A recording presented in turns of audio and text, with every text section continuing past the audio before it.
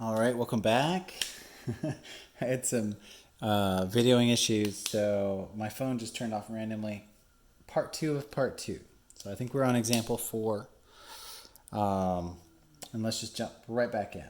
So let's write a recursive formula for this guy really fast. And so all we need for that is to find our change value. So find our D value. So it's changing by what? 11.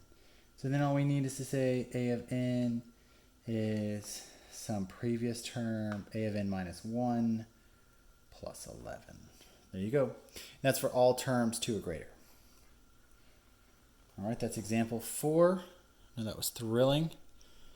Almost done. This is a very short chapter. Okay, there's our explicit formula again, as we've seen. So they say write the explicit formula for this guy.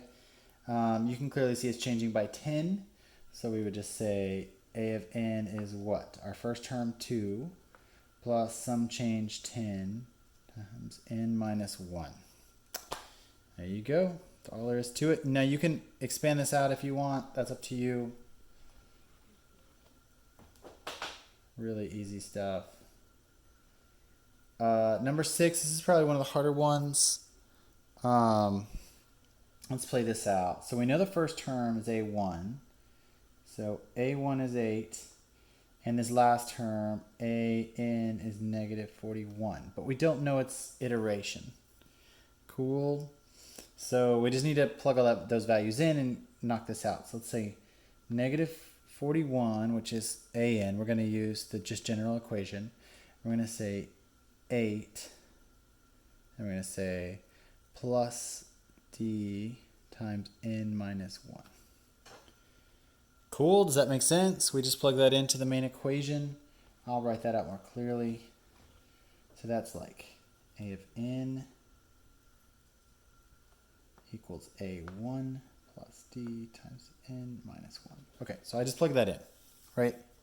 These are the things we know. We know a1 and we know an, right? And we're going to solve for this common difference. Oh, excuse me. We know the common difference. Goodness. And the common difference here is what?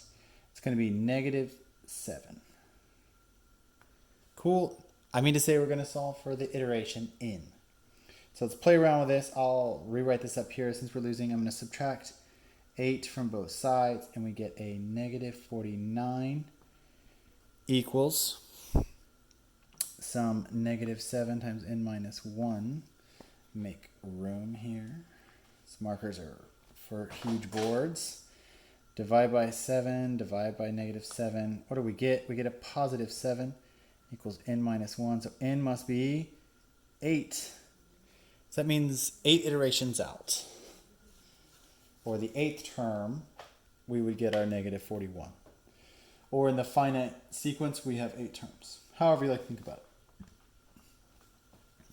All right, cool. Makes sense so far.